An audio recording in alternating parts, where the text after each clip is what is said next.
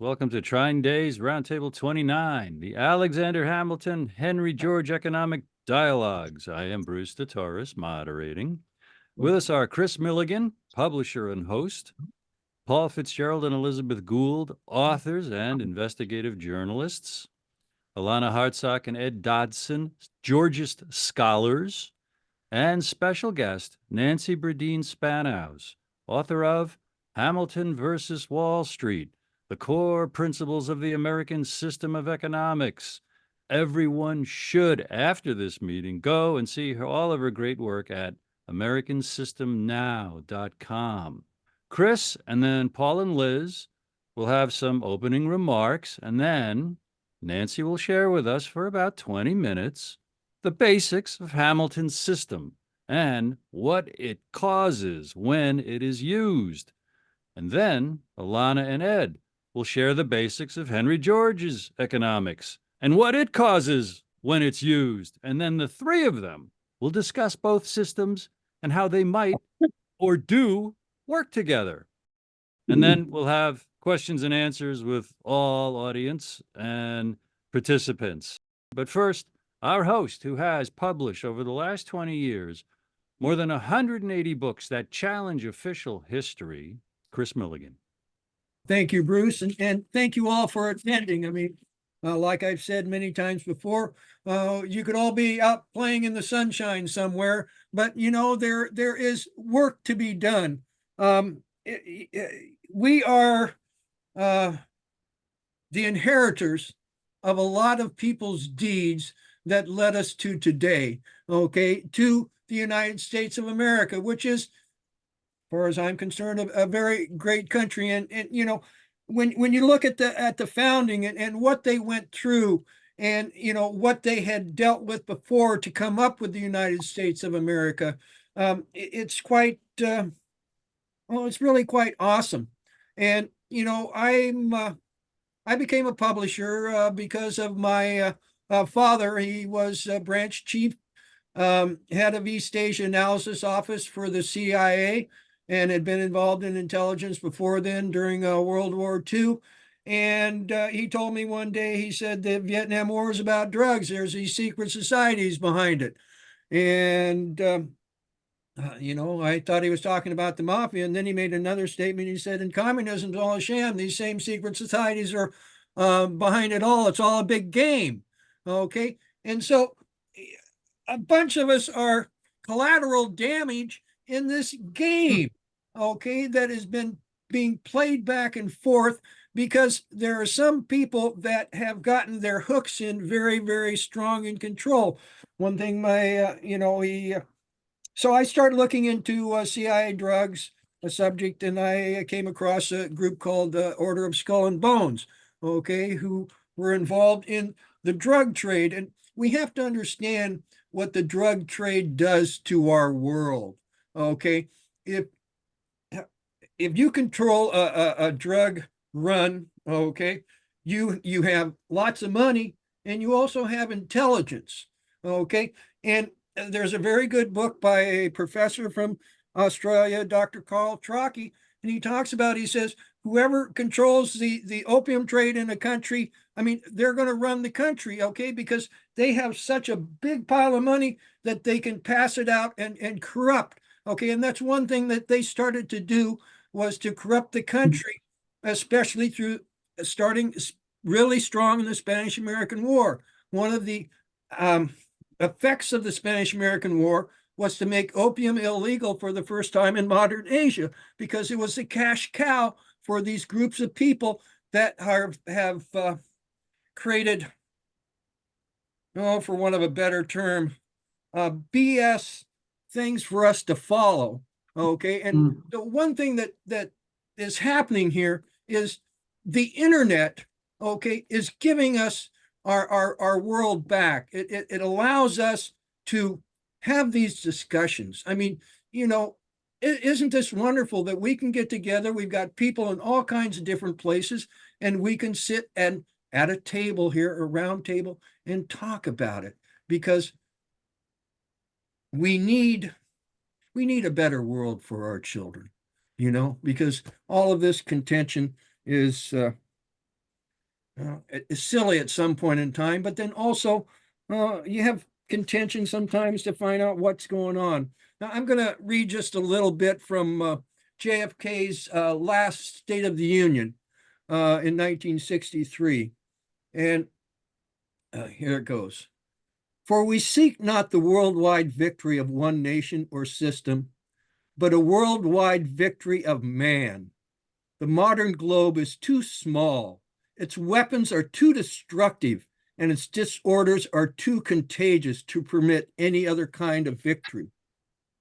To achieve this end, the United States will continue to spend a greater portion of its national production than any other people in the free world. For 15 years, no other free nation has demanded so much of itself. Through hot wars and cold, through recession and prosperity, through the ages of the atom and outer space, the American people have never faltered and their faith has never flagged.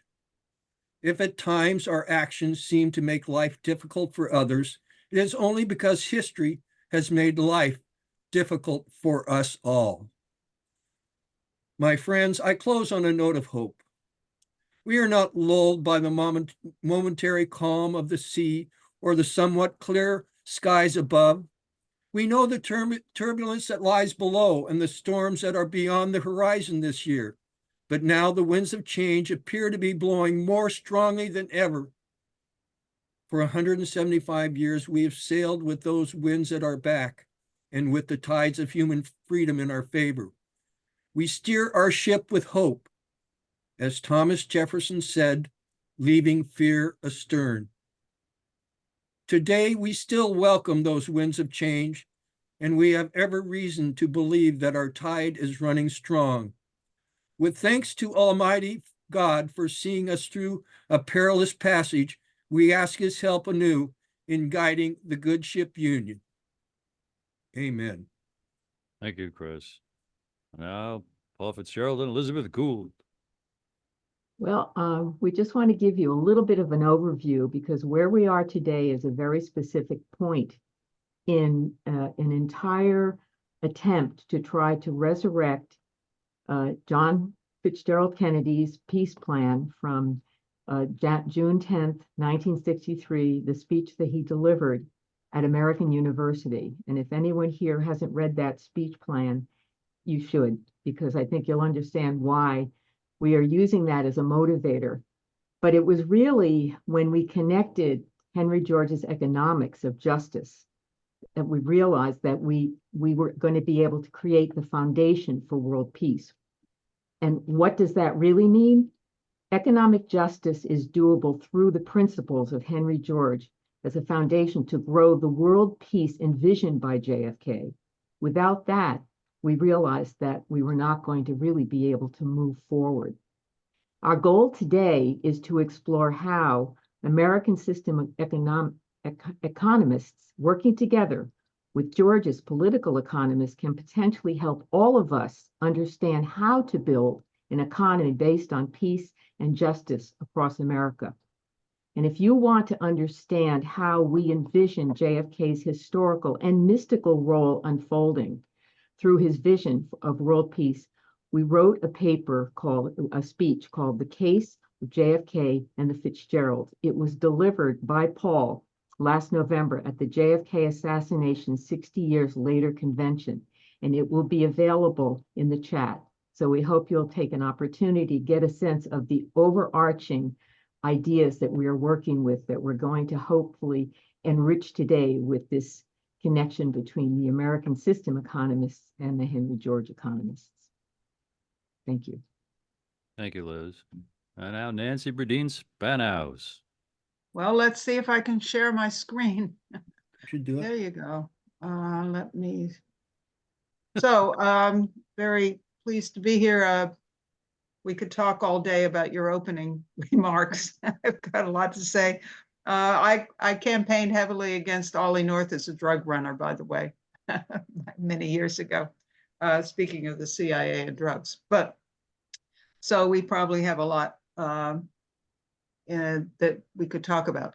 So, but today I want to present the basics of Alexander Hamilton. I will try to do this in 20 minutes. I have 30 slides, but I can go fairly fast. I will obviously eclipse a lot. Most of this, what I'm going to say today, is in my book, Hamilton versus Wall Street. So, and I did a little bit of boning up on Henry George, but we can get to that later. But Hamilton's working in a different period when our nation was just coming into being. So this is a quote from the Federalist Papers, which I see as introducing the first thing that I know of that introduced the idea of an American system as opposed to a British system. Of course, many people who study Hamilton say, well, he was just adapting the British system to the United States on the other side of the pond. But no, I think it was a different system. He clearly believed in the Union as opposed to a confederation of states. And he was looking at how you could cement that union, create the basis for that union being a source of prosperity and actual independence, which meant economic independence from the empire, as well as, because winning a war didn't get you everything that you needed.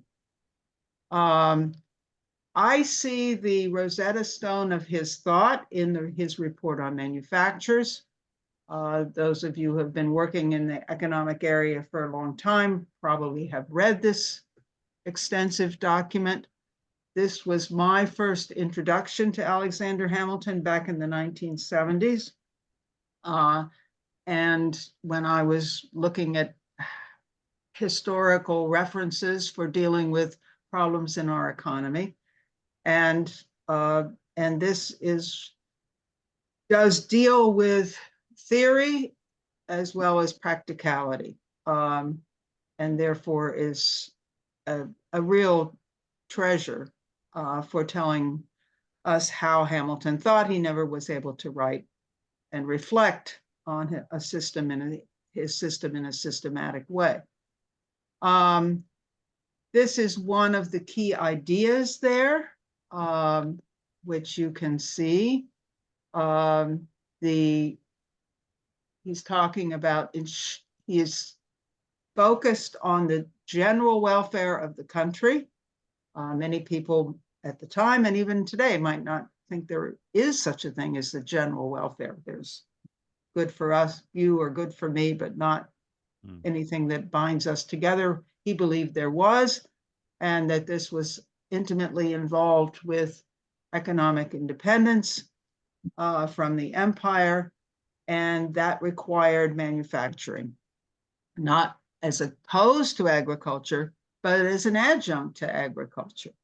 And he also believed that we had to have the essentials of national supply provided in our own country, so as not to be dependent upon those empires which were surrounding us at the time. Now, what really most stuck out to me when I first read this document was this quote. This quote comes from one of the 6 or 7 reasons which Hamilton gives as to the benefits of manufacturing for a nation. And this, in a way, blew me away because I had taken Economics 101, and I had listened to people talk about what was involved in dealing with economic matters, and I never heard anybody put the value on the human mind in the way that Hamilton does in this quote. And what it reflects, which is also reflected in the rest of the report on manufactures, is the fact that Hamilton believed that the actual source of wealth, and there's a whole school of thought that goes way back into the 15th century that also believes this, that the actual source of wealth is the inventiveness of the human mind. It's not how much gold you have, it's not how sharply you can carry out trade deals, it's your ability to invent and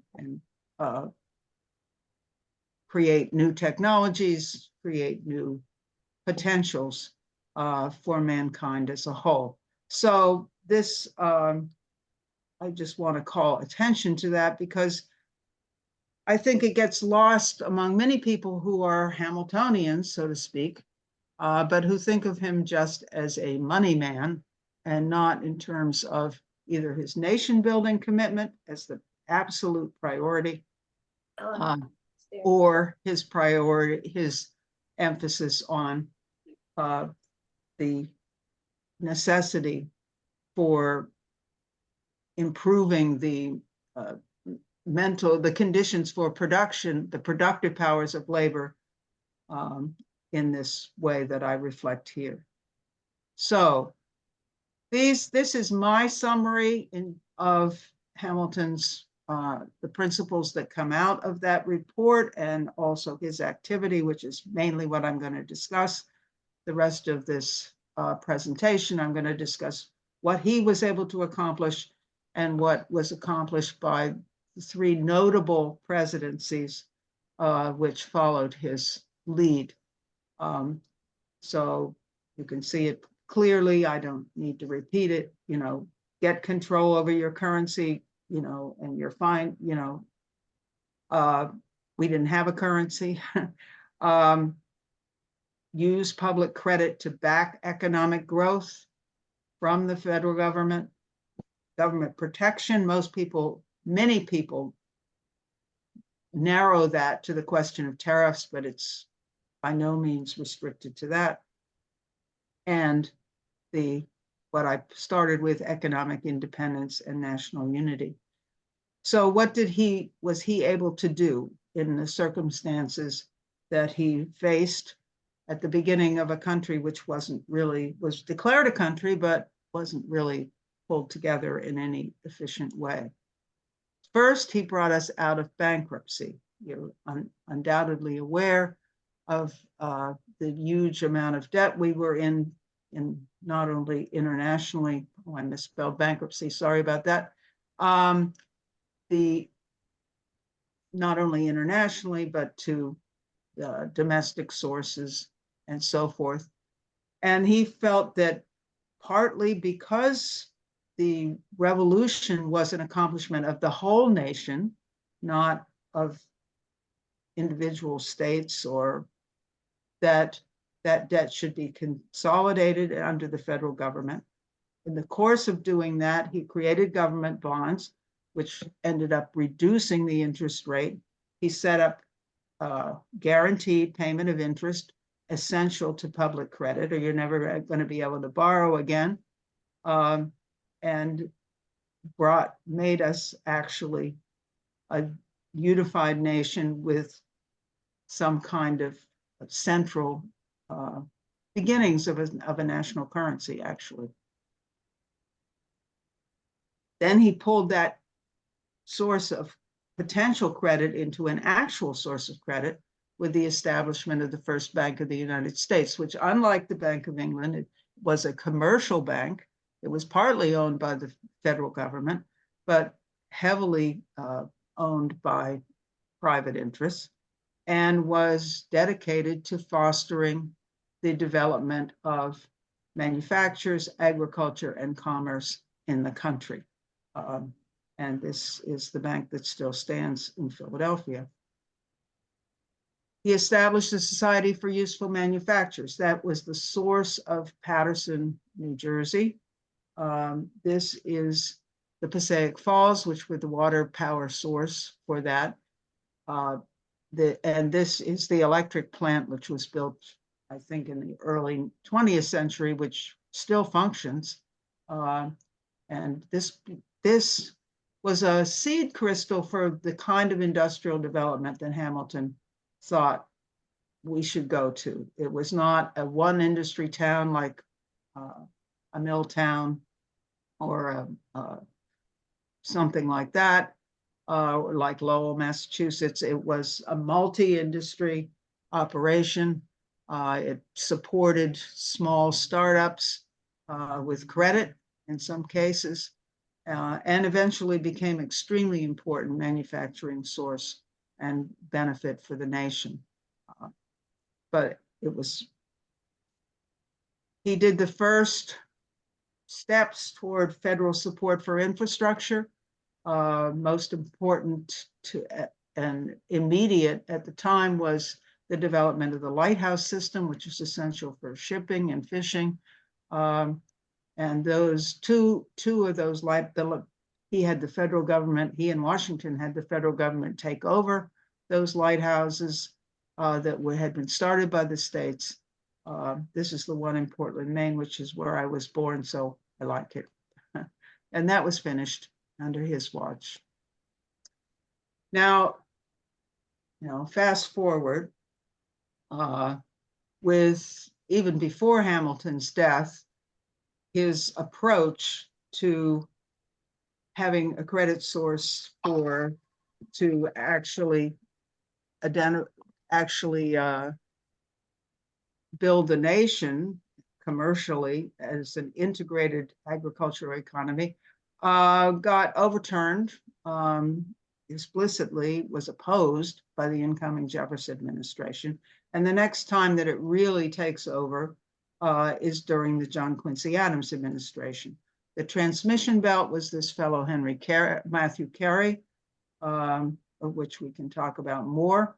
But he carries the torch for Hamilton's manufacturing policy, national bank policy, infrastructure policy, all the way through to 1839, and helps create what is then becomes popularly known as the American system. And the guy, of course, as all of you would know, if you look at Wikipedia or something like that, the American system is attributed directly to Henry Clay because he gave a couple speeches talking about it.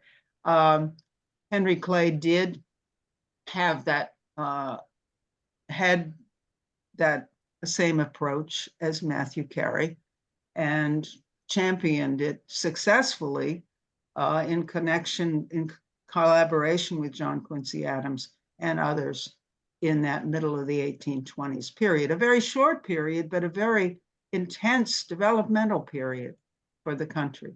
The Second Bank of the United States began to function in the same way that it was intended to support the expansion of industry and agriculture. It began to participate with the vote of Congress in the development of the transportation system, the canal system in particular at that time. This was the first one in which it invested along with local businessmen or localities, actually, the Chesapeake and Delaware Canal, but it was a vast number of canal networks which it invested in or promised or tried to invest in, some of which were in the South. And in the course of its management of the finances of lending at that time, the commerce was able to expand and industrialization expanded. Particularly, this is an example in Pennsylvania, which is one of the hotbeds of that kind of that development at the time. Now, come Jackson, that direction changes. Jackson explicitly ending the Second Bank of the United States, opposing federal participation and expansion of infrastructure, which, and effectively ending up destroying national unity or the moves toward that kind of national unity. So the next time it really takes hold, the next Hamiltonian president is Abraham Lincoln. Now, the transmission belt is the son of Matthew Carey, Henry C. Carey, who lives and operates at the same time, I believe, as Henry George. But he's a social scientist, basically, writes extensively. He's, like I said before, his ideas tend to get reduced to the idea of just producing and defending the tariff, but he went the whole 9 yards. He was for the National Infrastructure Bank, industrialization, and federal support for infrastructure. And he was actually one of the key economists for Lincoln. Lincoln, of course, famously espoused the American system. This was his announcement of candidacy for his first campaign, where he was most explicit about that. And during the course of his presidency, despite the war, or although in part provoked by the war, I imagine the crisis being as deep as it was, he moved to establish actual sovereignty and the government over the currency and credit. This was done with the Greenbacks and also the National Bank Act, which, like Hamilton's national banks, demanded support, was financed in substantial part by government bonds, interlinking the public credit of the federal government with the commercial prosperity of the private sector. So he did that, and we still have that National Bank Act, of course. He moved to increase the productive powers of labor, including in agriculture, by the establishment of the Agriculture Department, whose whole purpose was to spread knowledge about the most advanced means of seeds and fertilizers and other means of production, and also Finish also your to- thought. I'm sorry. I'm sorry, also to encourage the, I'm almost finished. Am I too late? Am I over? Am I over No, time? I was simply going to steer you to think about a 5-minute warning. Oh, okay, okay. I will move. So, and also to improve the productive powers of labor, you have the Land Grant College Act. And this is just colleges weren't all established in 1862. That was when the bill actually went through. But over time, it absolutely did, with federal credit as the basis for that. And then, of course, the Transcontinental Railroad, which has its side effects, which were not so great, but which overall did unify the country, cheapen the commerce, and actually, despite all the financial shenanigans, ultimately paid for itself in terms of payback on the government bonds. And then the next one I assert is Franklin D. Roosevelt. A long history between Lincoln and Roosevelt, obviously. And he again reestablishing from Wall Street national control, sovereignty over our money system. Didn't establish a national bank, but because he and Jesse Jones couldn't get the Wall Street banks to reinvest, used the Reconstruction Finance Corporation as almost a national bank. Infrastructure projects.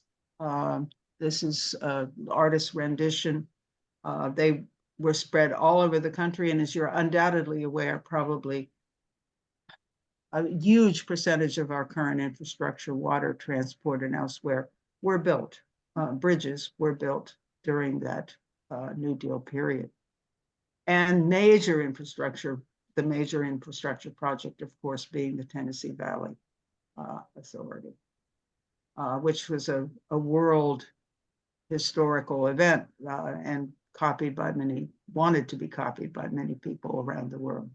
And rural electrification, a major boost of living standards and of productivity for the economy as a whole. So that through all of that, ending up a major boost to the economy. And I believe that was from the commitment to those very principles I indicated from Hamiltonian economics at the beginning. And I'm going to stop because I think that I've probably run out of time. Thank you, Nancy. And moving right along now to Alana Hartsock and Ed Dodson. How are you? Okay, Nancy, thank you for that. Am I correct that it's quite similar to the public banks that there's Ellen Brown I see is on the call? I know that you and she have had dialogues and conversations, and her recent article also talks about the Hamiltonian system. So am I correct in that?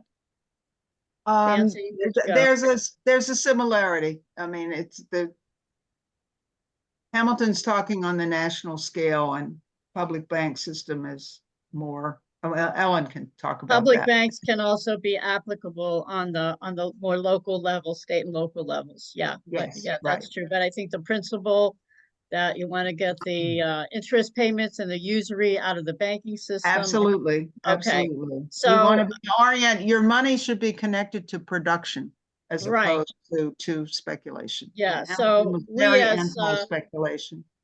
Henry George people would completely affirm that view, affirm your view of the importance of production, of the importance of the creativity of the human mind being harnessed for production, and of the proper funding of infrastructure. The tariff issue, there's some subtleties there. Of course, if there had been tariffs between the states and the United States, that would have curbed trade and industry. So the protection, you have to see, is that nation state boundary. That's where the protection, the tariff is. Henry George talked about free trade, but he meant fair free trade. And he meant you can only have fair trade if you solve the land problem twofold, that few have come to own most of the land and resources. And the other component of the land problem is that as production and industry advances, the land values advance. And the land values advance more rapidly than the return to waged labor. So here you have the law of rent, which economist David Ricardo put forth. And really, Henry George's task was to solve the wealth inequality problem, which he saw as a young man in Philadelphia and the old Eastern cities. By then, they were the older cities. He saw as a young man, as a merchant cabin person on a merchant ship going to India. He saw massive wealth inequality. And then he landed in San Francisco, which was a village in its early stage, but he saw wealth inequality growing there. And he himself was victimized by being thrown, not finding work, being thrown into poverty, and so on. So he had a personal experience of growing wealth inequality. And that was his major question. Why, as industry advances and production advances, why doesn't the lift all boats? Why is there continuing and even aggravated poverty? And so we have to look at what he saw then as the enclosure or the ending of the free land. The country was settled, the land was grabbed, the land was privatized for the most part. Of course, how was land claimed? Was originally claimed by conquest and discovery. The native peoples were considered to be, it was considered a terra nullius. They were like wild animals, right? They were subhumans. And the claim of European colonialism to put the flags in the ground and claim that territory. So I want to look at the ways land is claimed. So one is by prior claim. whoever got there first. We're looking at what is the ultimate basis for land claims. Is it that you get there first? Henry George saw the people who were arriving as frontier settlers into San Francisco. They were grabbing a lot more land than they really needed. They got there first. They anticipated more settlers coming, so they became land speculators, not just land users. The other one mentioned discovery. I discovered this, it's mine. Purchase, that is just the way we think it's done. You get land because you buy it. Is that a legitimate way to claim land? Ultimately, we're asking. How about the ability to maintain and secure possession? Hey, I've grabbed my land and I have more armaments than you do. Maybe you have no land, but I have grabbed it and I'm going to fight you off because I can maintain secure possession. What about law, constitutional law? Our Constitution, what does it say about land? Does it say that we have a right to the land and resources? And by how? It really doesn't address the land problem, the Constitution. So constitutional law as currently constituted does not address or solve the land problem as we understand it. Lastly, the length of residency. Oh, I've lived here for a long time. My ancestors are from here, therefore it's our land. So those are claims to land that we think are not the ultimate natural law claim. And we would then say, what is the basis for land claim? And we would say it is by birthright. The rights to land comes with the birthright. We say this is natural law. And this cannot be an exclusive claim. The claim by birthright can only be legitimate if it is acknowledged that all other human beings have an equal claim to land and natural resources. The deepest ethical consideration of territorial rights recognizes that humanity is one human family, essentially, and individuals is fundamental claim to the earth as a birthright of all. So that may sound, it's a first principle. And I haven't found anyone who said, no, it's fine that other people have a lot of land and our family doesn't have any. It just hits you as natural law that the earth is a birthright, and also that how far off we are of natural law.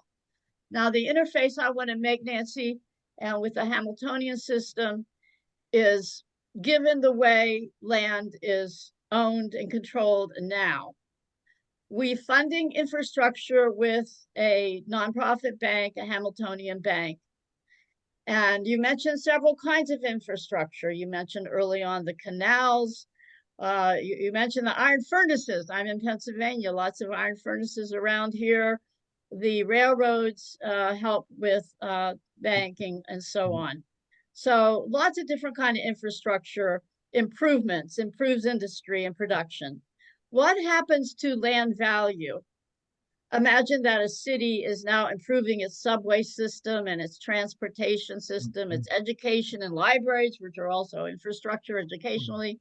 What happens to land values with these improvements? I'm addressing that to Nancy as she gave the presentation. Oh, well, I assume it goes up.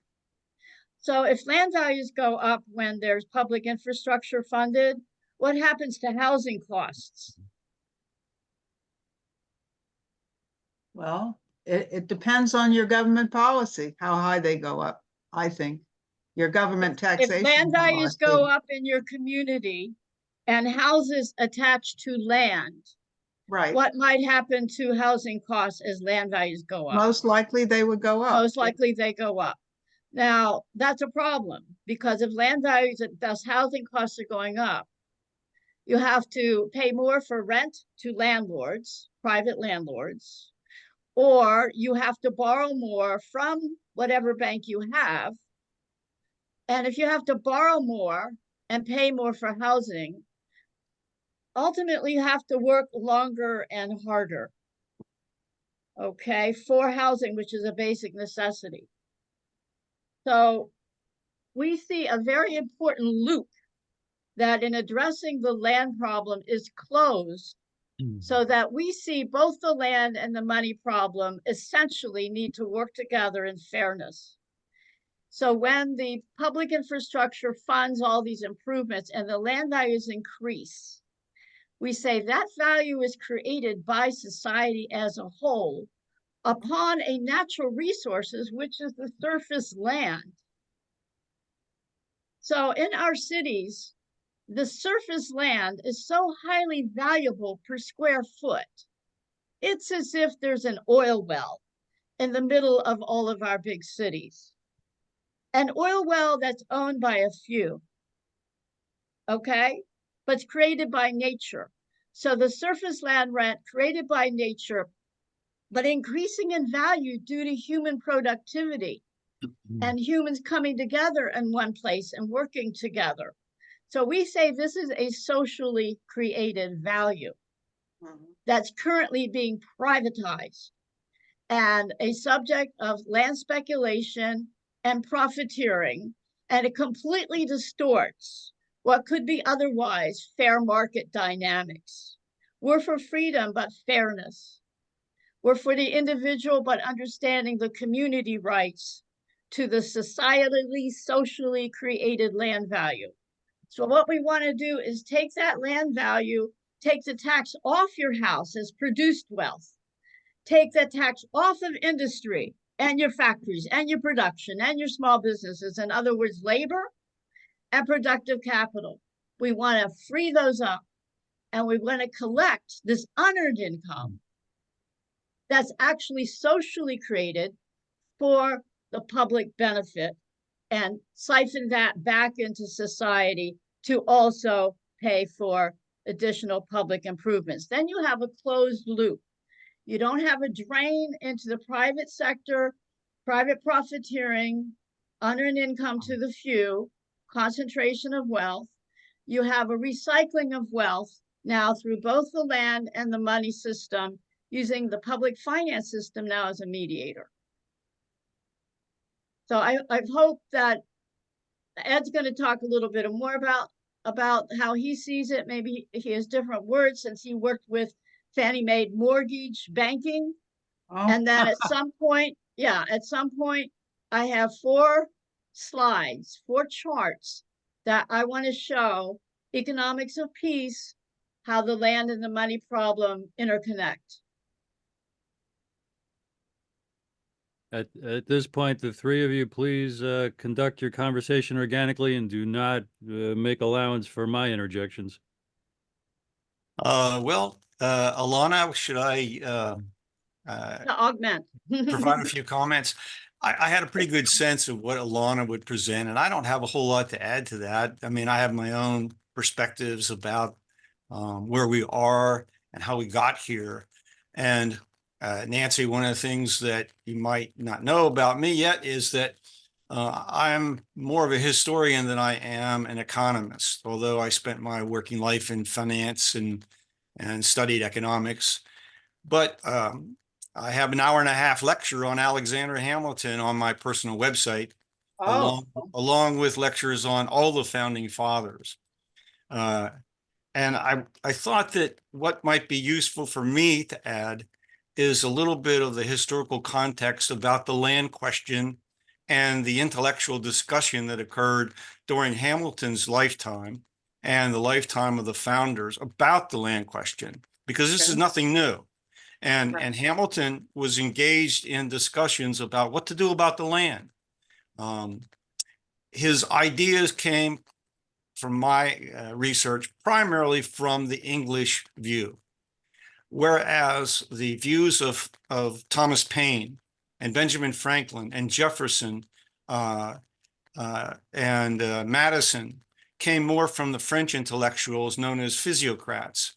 This is Francois Quesnay, and Robert Jacques Turgot and Dupont, who came later to the United States to escape the guillotine.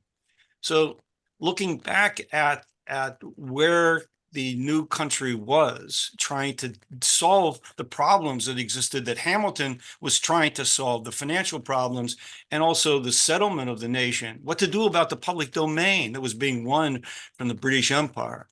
So yeah, you have this situation under the Articles of Confederation where the articles required that each state contributed to the national revenue in proportion to the value of their lands. First problem, how do you value these lands? Hamilton and Madison argued that this was a prescription for conflict. If each state did the valuation, their self-interest would be to come to a much lower than actual value. You can bring that argument forward to today and how we assess the value of the property that we own, the land that we own. We have assessment people who are supposed to do the job. Unfortunately, most of them don't do a very good job. And from an economic standpoint, the one thing I would add to what Alana offered was that a housing unit is a depreciating asset. Is a depreciating asset in the same way an automobile is, a computer, a telephone, etc. If it made economic sense to tax depreciating assets, we should have an annual tax imposed on all depreciating assets, with the possible exception of housing, because housing is the most important depreciating asset that most people possess. So Hamilton's in the midst of this argument back then and Madison. They're trying to figure out what to do. At the same time, the federal government had neither the financial nor the technical resources to do a valuation. So they had to come up with an alternative source of public revenue to meet the debt, to meet the needs for infrastructure. And the most obvious one was to impose taxes on trade. And the tariff is that example. So bring forward to peace. It brings normalcy of a sorts, and we begin to see a return to commercial activity. So to support the business and commerce beyond barter in the markets, something was needed, an intermediary, and that was a bank. My own view is it would be nice if banks were specifically only intermediaries.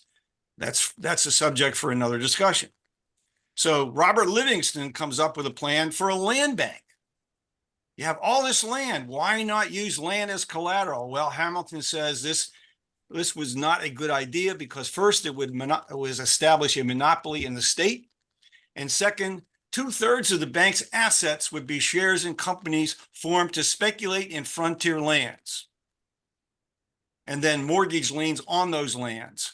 And Hamilton considered this to be much too risky. He considered mortgage liens to be non-liquid assets. Well, we've solved that problem today with the secondary market. It's what I did for a living for 20 years at Fannie Mae. We were the secondary market for mortgage loans.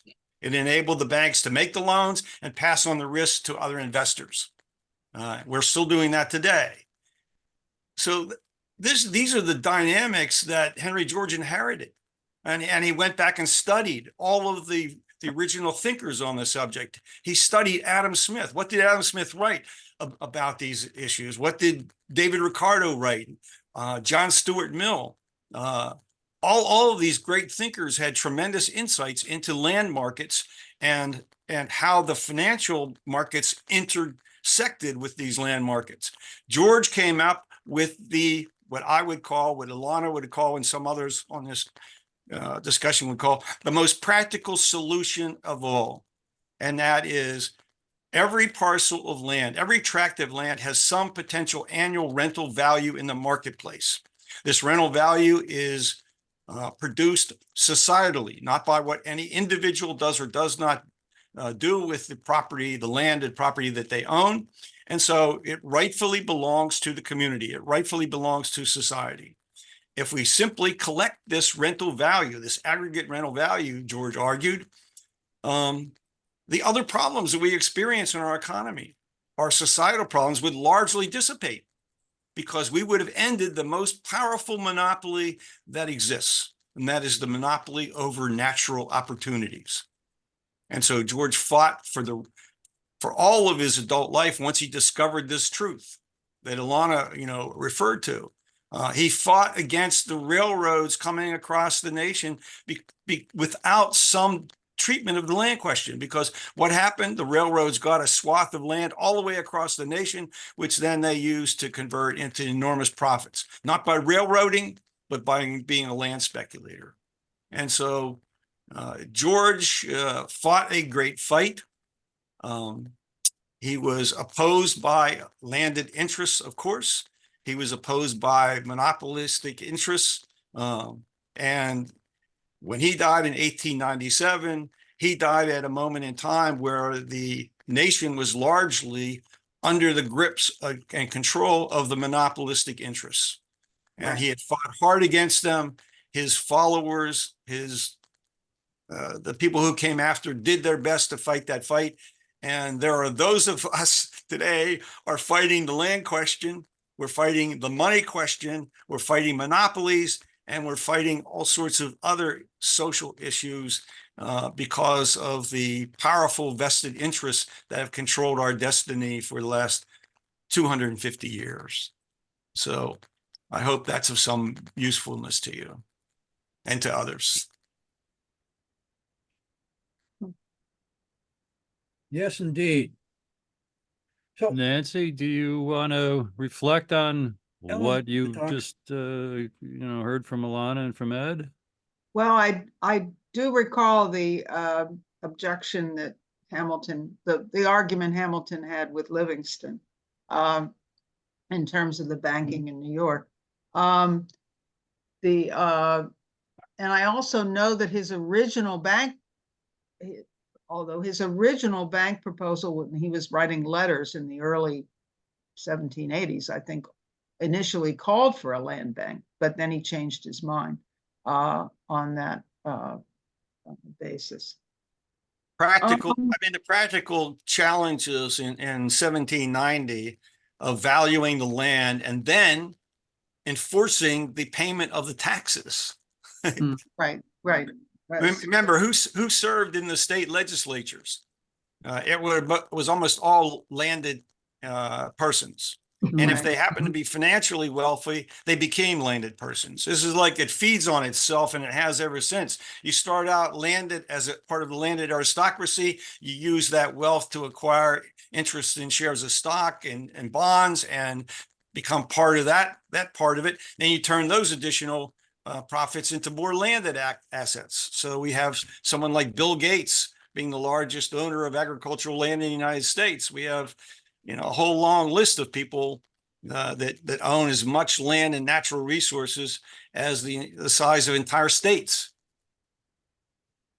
Sort of like how the J.P. Morgan had more financial resources at his disposal in the end of the 19th century in the U.S. government and the early part of the 20th. Most of us here are quite aware of the imperialism problem underlying the wars, grabs for land and resources. I mean, independence for African nations has not really brought them prosperity because the control over much of the resources is still not in their hands.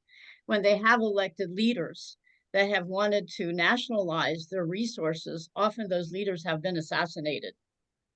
We mentioned the CIA earlier. Okay, we know many of those stories. This is a very real battle for the rights to land and resources. Now, the technology of implementing a land value tax and proper assessments is way advanced now with information technology. We can pinpoint, there's incredible land value maps. Who owns what land where? How much is it worth? Parcel by parcel.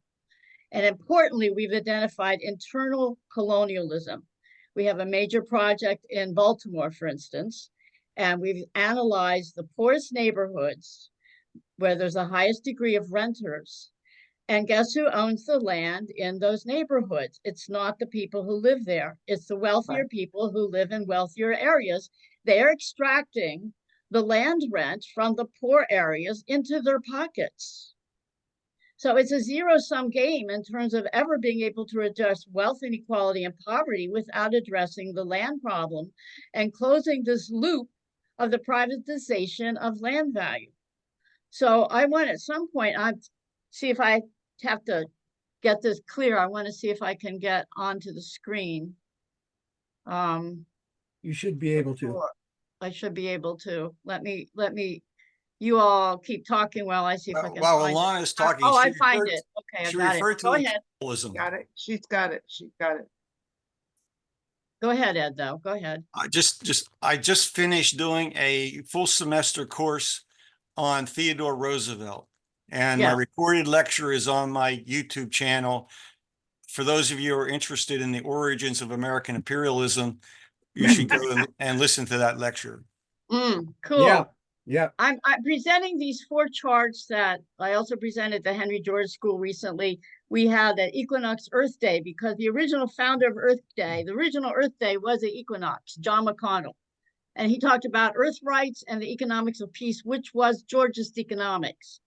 So we got this going, Equinox Earth Day events on all continents this year. And we're going to do this every year as a steady beat to bring out the land and money problem. So these charts were made, I think, in the 50s by Mildred Loomis and others with the School of Living Community Land Trust, which always kept the Henry George economics very, very much alive educationally within the land trust movement. So these are very simple charts. People, earth, wealth. Human beings with access to land and resources produce wealth, produce for their basic needs. So in a naturally just and harmonious society, everyone has fair access to the gifts of nature in order to procure their livelihood. Now, immediately look at the guns, okay? Violent points. So what stands between people and the planet? It's this land rent. You have to pay somebody else for access to land. You got to get a job. You got to work to get access to land. It doesn't come by birthright in our society, in our system. So you have to pay somebody who got there first. And then you have to pay the banks if you need to borrow. That's the interest, the second gun. So together, this rent leak, the economic rent, it's not rent like you rent a house. It's a special form of rent. It's land rent. And the interest, this odious interest system, which makes the banking monopoly such a problem, another noose around our necks. These 2 gun points create unearned income, which we call the privilege fund. Privilege, private law. When people must pay rent for access to land, exploitation of their labor begins. Because of the rent leak, people cannot get capital without borrowing from the privilege fund lending system and paying interest. So pretty soon, this rent leak, you have a few accumulating more and more land and resources, and they just want to keep that system going for themselves. That's what Henry George was up against. If we had had Henry George economics in place, instead of having the neoliberal economics that made land a subset of capital, the original economics is land, the earth, labor, and capital. Henry George's movement was a populist movement, part of the populist movement growing so strong, such strong calls for this. Liz became aware that the mayor of Boston, Honey Fitzgerald, a relative of Paul Fitzgerald, was an avid Henry Georgist. When they started discovering all these connections. It was so amazing. So it was a strong, strong movement, but it had to be taken down. So these big monopolists, we're talking Carnegie, Rockefeller, and this ilk, actually gave money, endowed shares of economics at Chicago, Columbia, a couple of others, to found neoliberal economics. It's 2 factors. It's just labor and capital. And the whole issue of how the earth is owned was obfuscated. We probably would not have gone through the wars since then had we had Georgist economics in place, along with a fair banking. So, okay, so this system creates armaments, it creates war, it creates foreign investments, so-called investments. Is this investing in the people? It's investing in private profiteering for the few corporations who then use the military to get what they want and use foreign policy. I mean, this has been Paul and Liz's work for decades, starting with their work in Afghanistan. The whole lies around U.S. foreign policy, when it's actually just a big game for world control and resource control. So this is the bad thing. This is how collectors of the privileged fund invest in land and resources in so-called underdeveloped countries. And to quell protests, investors call for military intervention. Who's in there? Military industrial complex. Who's in there in Congress getting all that money for the wars? Meanwhile, we're all screaming peace, peace, peace. But you know what? We're paying because we're paying by our income taxes for this war system. We're all implicated in this odious, hateful system of war and wealth inequality. So how do we shift it? We need a new form of democracy. I've been calling it Earth rights democracy. It's an economic democracy based on the rights to land and resources as a birthright. No guns here. Where's the violent points? So what would be privately captured unearned income is now the resource rent fund. It's public finance based on the land and resource rent. And you don't see the second gun either, because surely this was going to promote equitable banking, nonprofit banking, just the kind of banking that the Hamiltonians want and that Ellen Brown and the Public Banking Institute want. No profit banking, equitable, fair government banking. So the privileged fund is equitably returned to society by public collection of land and resource, all natural resource rents. And workers, with their just economic opportunities restored, can now accumulate capital through their own savings or low interest loans. So you have economic justice, abundance, and peace restored. This is the last slide. It's something to think about. In 2014, and we don't hear the story, Ukraine needed a loan. There were two offers. The World Bank offered $15 billion with conditions to lift the ban on private sector land ownership and cut pensions and fuel subsidies. Russia That's standard. offered $15 billion too, but without the austerity and privatization requirements. So Ukraine was going to leaning towards the loan from Russia. Oh my God, you can't let Russia get in there. That is when the 2014 and Victoria Nuland and all these horrible things that happened to depose of their president and start the whole system to try to malign Russia and to try to align Ukraine with the West. So, okay, Ukrainian President Yanukovych chose Russia's offer. So the US instigated a coup. I hope you watch Oliver Stone's, is it The Fire Next Time? Ousting Yanukovych, and the coup government accepted the IMF loan and conditions of austerity and privatization. Now, multinational consortia with US capital have already bought, this was a few years ago, it's going to be worse by now, 1/3 of Ukrainia's farmland, right? That's imperialism. That's what the wars are about. That's what the land and money problem get us. So, okay. Thanks for listening. Nancy, what are your thoughts about how Well, Hamilton's and Well, Georgist, yeah. I don't see an exact way of approaching this from Hamilton per se, in the sense that, I mean, I know he was anti-speculation. I know he actually was concerned, and I don't remember the exact writing, but I was concerned about the fact that as the industrial and commercial growth of the country proceeded, there would be an increasing wealth gap that would have to be dealt with. I mean, I remember a precise reference to that. And I know that he was willing in some cases to take taxation action against those who were wealthy. You know, the first wealth tax, probably Ed knows about this, was considered to be the Carriage Act, which was implemented by Hamilton in 1796, or actually before that, but he argued it successfully in the Supreme Court in 1796. It was a wealth tax on carriages that were basically plantation owners, conveyances. It wasn't things that were used for commodities or a farmer going to market or anything like that. And a suit was brought by a plantation owner in Virginia, in Richmond, Virginia, to challenge it, which went all the way to the Supreme Court, and he succeeded. So, he was willing to. I know he had an orientation in that direction, and he.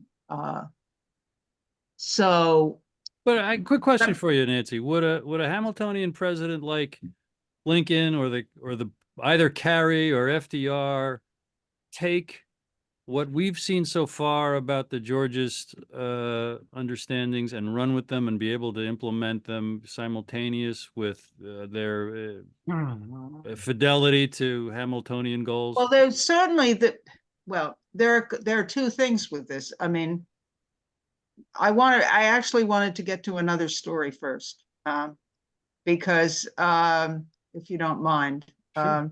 which has to do with some deep background on my husband and my involvement in real estate questions. Okay. We lived in New York City. We met in New York City. We lived in New York City since I lived there almost 20 years, right? So, and my husband went and did a deep study of the real estate market in New York City. When we were there, this is the late 1960s, early 1970s, actually late 1960s, 1967 to be precise. I think there was a 1% vacancy rate. There was incredible shortage of anything affordable. I mean, probably worse now, but bad. And he did the mortgage study, and he discovered this similar things to what Alana was talking about. I mean, who owned these slumlords? Who was benefiting from all this, actual gouging of rents and living standards for the people who had to rent in New York City. It's a renter's city, right? At least at that point, before all the condos. So precisely that point. So we were involved in politics at the time, and our slogan was "Tax the landlords, not the people." But by the landlords, we meant the banks, because the banks were actually, it wasn't the poor slumlord on the other end, in the bottom end, that was making all the money. He had 2 or 3 mortgages to try to pay off to the banks. Anyway, just an interesting story. So I have an affinity to that kind of understanding of landlords. Well, and I'm asking you simply from the perspective of, month after month after month as we explore Henry George's economics. And I was banging the drum about Hamilton's system because of reading your work and others. Looking forward, looking now, looking to all that Alana and Ed put on the table about right now what's going on, how would both systems either work together, complement each other? Well, I mean, you asked that other question about, under a Lincoln administration, right, or an FDR administration. You could answer that one, because I'm trying to, I guess I'm hoping to target the same curiosity of what you're thinking about applying either or both systems today. I don't think they're exclusive of each other. No, I don't can think be they are complementary. either. I mean, think they're the complementary. one thing that really impressed me when I started to read the document you sent out on Henry George's famous, 1871, 1879, whatever, piece, was the anti Malthusian thrust of his writing, you know, Right. which it was also the calling card of Henry Carey. He absolutely was a huge anti-Malthusian. And this, you know, this is Lincoln's guy. And you read what Lincoln was hoping to accomplish in terms of the development of the country. And he's projecting increases in population, you know, beyond the charts, right, of anything that ever happened, you know, and people becoming landowners and people, you know, being able to develop.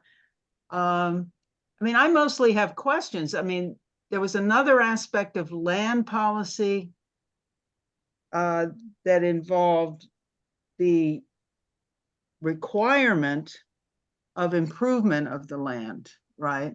Which is an intrusion on the private property, you know, exclusion that a landlord would have. So perhaps that's something Hamilton would certainly propose, you know, certainly support and did. Well, let me interject that Henry George would not ask Bill Gates to pay anything more than the full potential rental value of whatever land Gates holds. If Gates decides he wants to leave all that land empty, and we have a number of billionaire people who have would do that. adequate cash flow so they could leave the land fallow and empty for the rest of their lives and their children's lives thereafter. So that's a separate social, societal policy issue more than Henry George thought was necessary. He didn't think people would leave land fallow and empty if they were required to contribute its full rental value to the, you know, public trough. But some people who have enough assets will certainly do that. Right. It's happening all over the country. These companies are buying up, the equity funds are buying up housing and leaving them empty. You know, At the same time, this drives land reform. We have the example of a landowner in Southern California who owned 1 million acres. And a Henry George person got into the office of the state legislature. He was a teacher, and he got legislation that allowed irrigation districts to be formed. That's going to be infrastructure.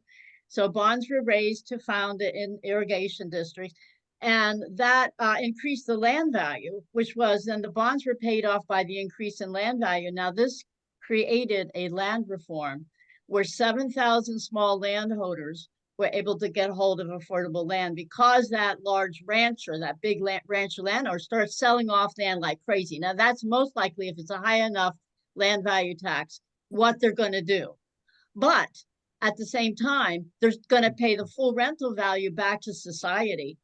So let them fund the people's needs. Okay. They're going to hold land out of use. They're going to bring back in what is actually like labor in terms of the land value tax back to society.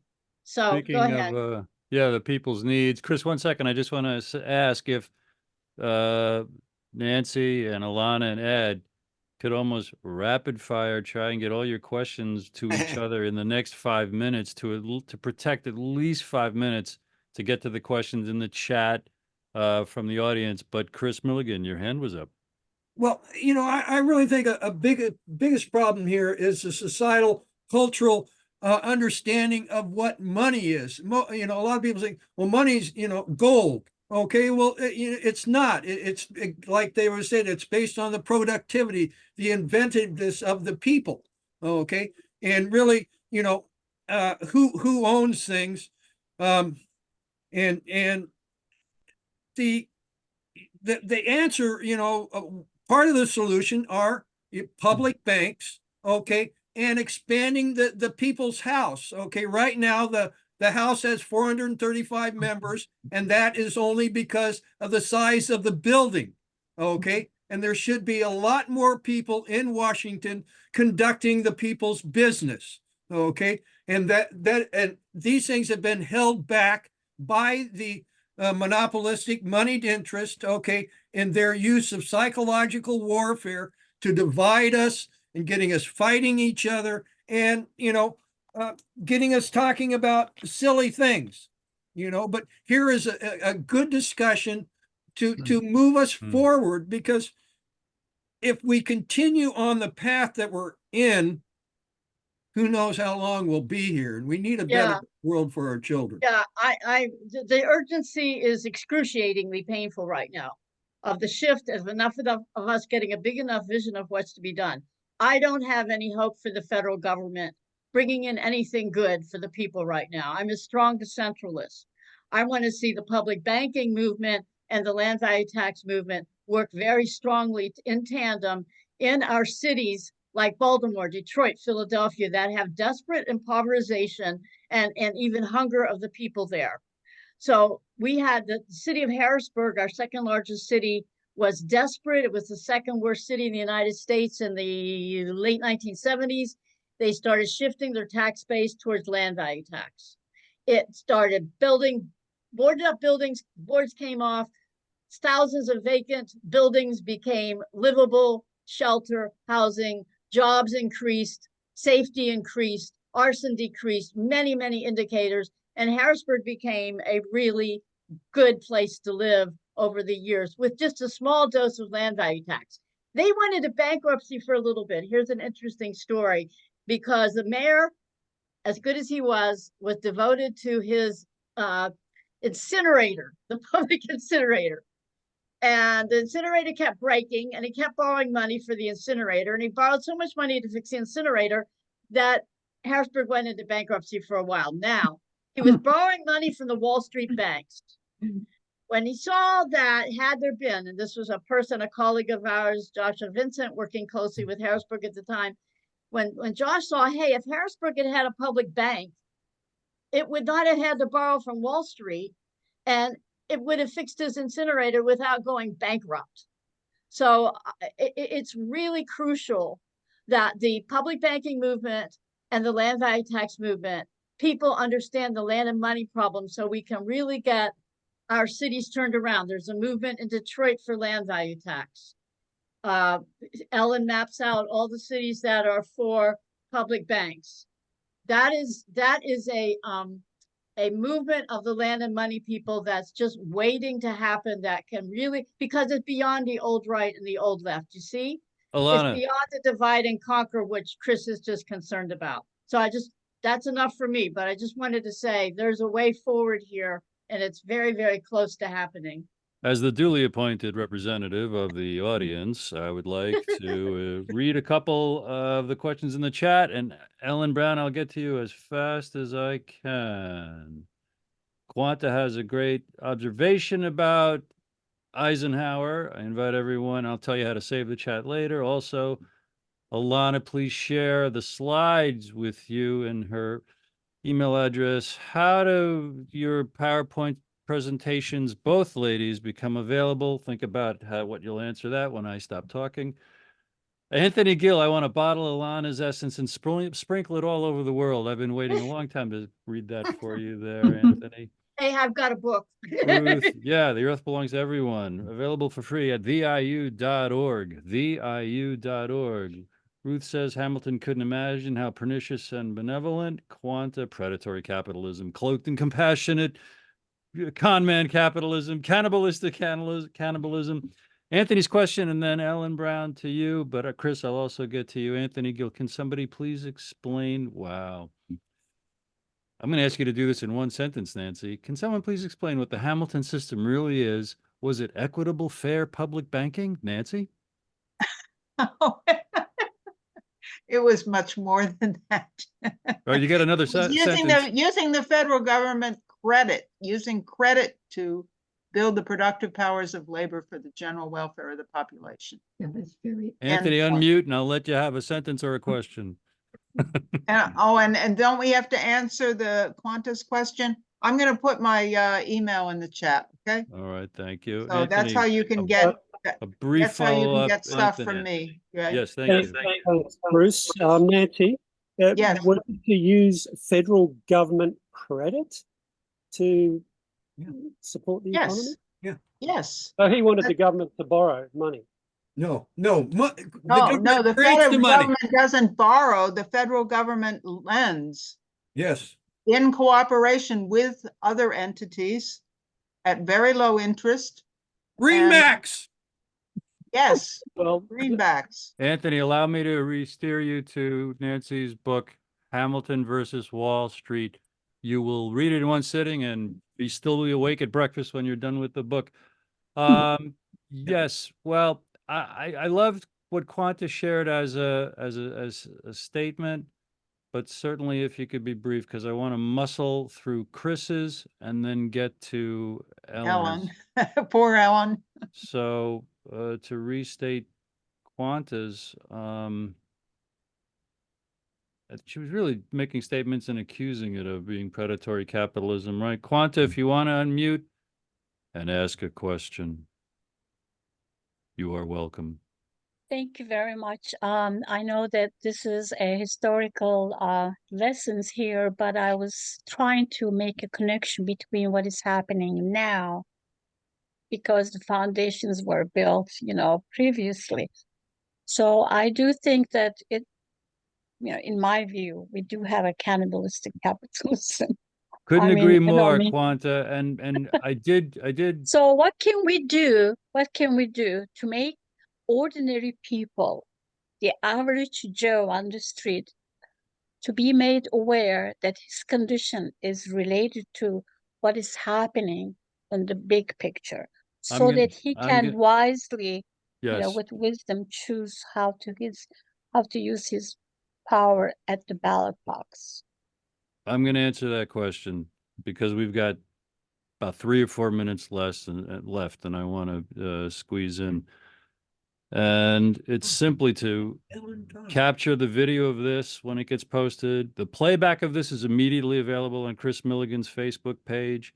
It's to get certain, Quanta. It's to read Nancy's book. It's to get Alana's book, The Earth Belongs to Everyone. Free PDF at theiu.org, theiu.org. It's to get certain so that one can naturally, enthusiastically create events like this, invite people to events like this.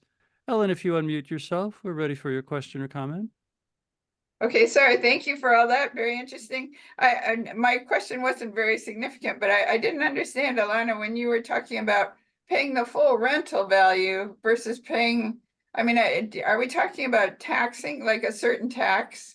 Or are we talking about the whole rental value of the property? I just didn't understand the distinction there. See what I mean?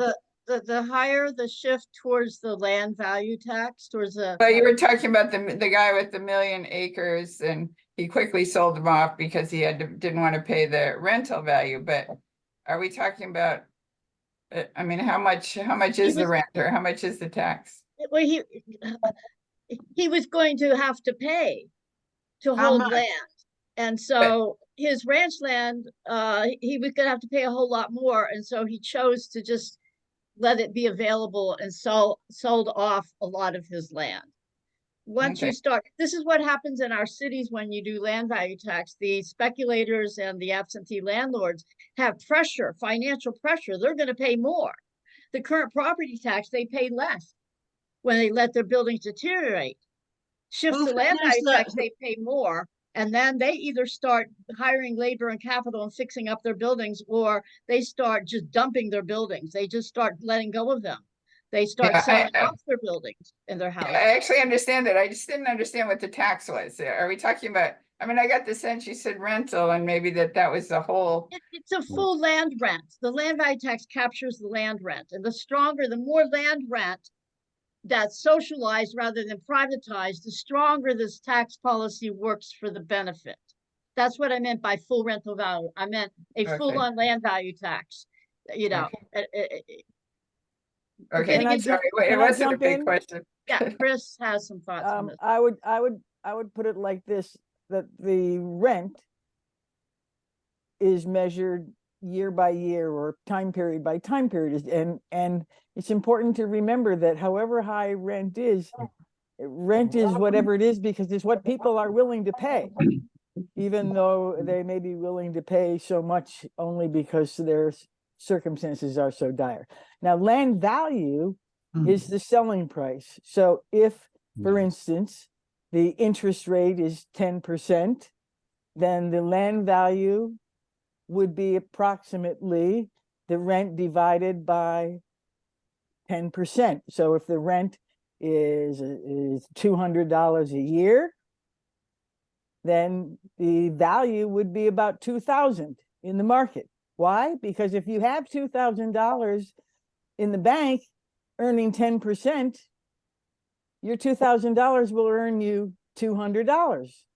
And so that piece of land that earns you $200 a year is worth exactly what your bank account is worth. And papering over issues of risk and liquidity and so on. Chris Okay. is a Georgist Economics PhD professor, by the way, and she is one of the authors of the now classic book, along with Mason Gaffney, on the corruption of economics. Nice Look, to meet you. Mason, Okay, thank Mason you, brother. Gaffney is everything I know about economics I learned from Mason Gaffney and Nick Tiedemann. So, and everything I learned about real estate, I learned from our friend Ed right here. So, Ed, sorry, Wendell, you had your hand up. Now it's gone. What do I make out of that? Just a quick question. One of the ways to talk about it is that land rent is in economics, the economists talk about it as economic rent, which is, it means unearned income. So to the ordinary folk, the distinction that I like to make is if we shift our tax system at all levels, not just the property tax, but other forms of taxation off of earned incomes, labor, and the profits of unmonopolized capital and improvements onto unearned income, that's what we're talking about.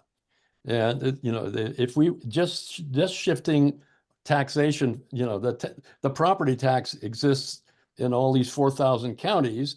There are, people understand this. That system is actually working more or less. So Oregon might be in the mode of shifting to a much heavier tax on land values.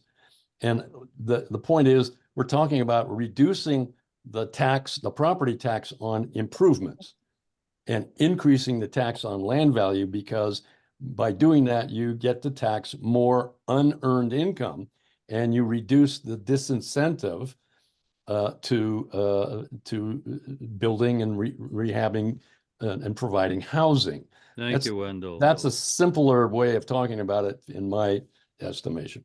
Thank you. Chris Milligan, we are in overtime. Usually I wrap things up.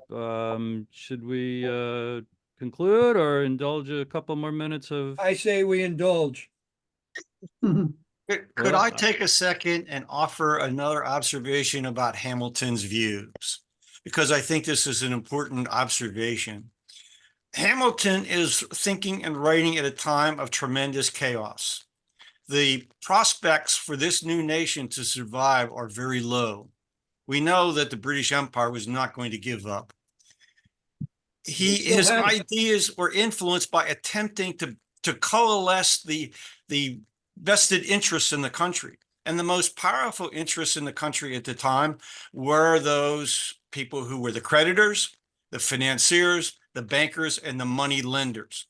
And so he had to come up with a way to convince these people to contribute to the cost of government, to keep the ship afloat, as it were. This is very well put forward in the book by the historian Charles Beard, An Economic Interpretation of the United States Constitution. And it's worth reading about Hamilton's, sort of his perspective.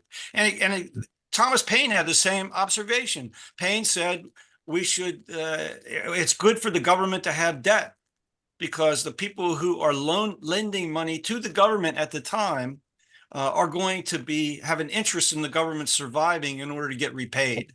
It made self-interest, but I think Hamilton saw that self-interest was a powerful motivating force. And perhaps had he lived longer, had he lived through peace, he might have come to the land issue in a more systematic way and offered some insights that would have been meaningful during that period of time after the nation was formally really established. Thank you. Nancy, your thoughts about that? Well, I disagree with the Beard thesis, but but I do believe that Hamilton was trying to tie the interests of the wealthy to the survival of the nation, to get them to create a system which would make it advantageous to them to invest for the general welfare. He was constantly talking about the general welfare. The public banks are more a matter of, you know, the national banks are for public interest. How do I get those people locked into that kind of progress? So, and I think that because he was so anti-speculation, that he would likely, as Ed said, you know, move to addressing the question that I mentioned before. You know, what happens if a whole bunch of people, you know, accumulate so much under the stability of a new financial system that I've set up, you know, that it becomes oppressive to a large portion of the population. That was not his idea of how the nation should work, in my view. Yeah. Anyway, that's it. I appreciate learning about Henry George. And As I we will do. look into the land value tax. So, because I think taxing unearned income sounds like a good Hamiltonian idea to me. Mhm. Well, now I invite the final thoughts before Chris Milligan has the final thoughts. Nancy, do you want to augment any final thoughts before Ed or Alana? No, I think I've probably said enough, although I would encourage you, if at all possible, to take a look at Hamilton versus Wall Street, and maybe my follow-up book, which is on the slavery question. Defeating slavery. Defeating slavery, Hamilton's American system showed the way. And I would encourage you to look at Hamilton as well through the potentials of Hamiltonian economics through the most positive elements of these later administrations. And otherwise, just as a note, you know, I have done a couple classes myself on the JFK administration, and your approach and pursuit of fulfilling the promise of the American University speech is very much something I'm in agreement with. And when I was a journalist, I did a lot of work on that Ukraine question that you were talking about. So the war question, I agree, started, you know, most as public policy when basically Wall Street took over our finances at the end of the 19th century in 1898 war. Anyway, we don't need to get into all that political stuff, but but I'm appreciative and of learning more about your Henry George approach, and I'll learn something, and I'll hopefully learn some more. Amen. And you're teaching a lot, and people can learn more from you. And I did put my email in the chat, but if you want to get slides or anything else from me, I suggest you write to me. I'm not sure from just looking at the chat that I can tell who wants anything or not. And people can contact you through your website, American System Absolutely. Now. And I encourage you, .com. AmericanSystemNow.com may have, it has over 600 articles on it, and I'm sure at least one of them would be interesting to you. Thank you, Nancy. A lot of primary sources. Thank you very much. Ed Dodson, final thoughts, please. The land question, the money question, our system of finance, whether or not we need very specific reforms to our democratic processes and our institutions. I think all these things come together and have to be addressed simultaneously. Thank you, my friend. Alana Hartsock. At the point where we have had enough insight through education, we then feel compelled to activate ourselves. And there are ways into land value tax implementation projects in the United States through Common Ground USA. There's several chapters. And there's also international with our International Union for Land Value Tax. We have been funding small fund grants for implementation projects in several countries now. So I want you to know there's a pathway to actually you all becoming leaders right where you live in implementing this new economics. Thank you. And before Chris Milligan, to save the chat, I'm sure someone will enjoy learning this. With the chat column open, my little dots used to be at the bottom. Today I find them way up at the top. There are 3 little dots. Wherever you find your 3 little dots, at the Yeah, they top or the moved. bottom of the column, click it. And you'll have one option. It says Save Chat. Click that. Rest assured, when this Zoom closes, if your computer is as modern as mine, you'll see a folder open. It'll have one file in it. It'll say Meeting Chat. Feel free to cut that and paste it in any folder you'd like. Our host, Chris Milligan. You're going to have Paul and Liz say anything? No, Well- because I completely forgot. Paul Fitzgerald and Elizabeth Gould.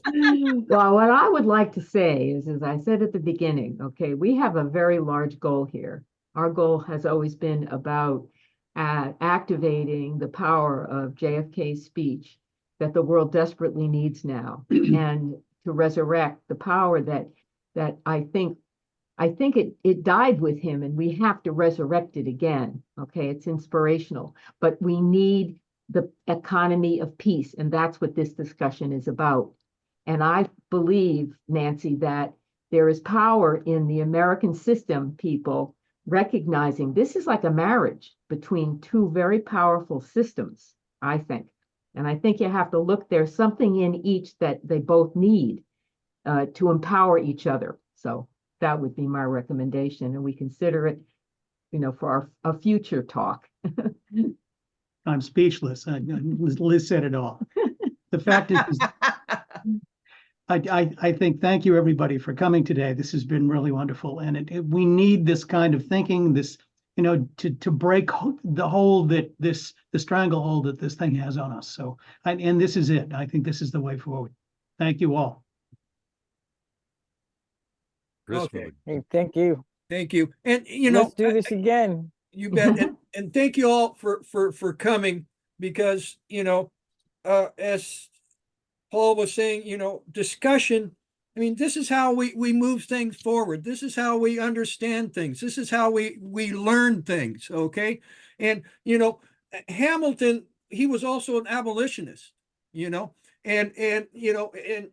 so we're still dealing with a couple of old things that, the idea that I can own people and tell them what to do and just, sell them and do whatever. And then also the idea that, well, my granddaddy had a big pile of gold, so he owns everything, because money is not gold. Okay. Money is again, it's a productivity. It is the inventiveness of the people. And so we do not need to be beholden to these old ideas of slavery and ownership of, type things. And excuse me there, I'm getting a little whatever here, but again, thank you all for coming and coming around this virtual roundtable and having a discussion to move our world forward into a better place. Amen. Thank you all. Thanks, everybody. Thank you.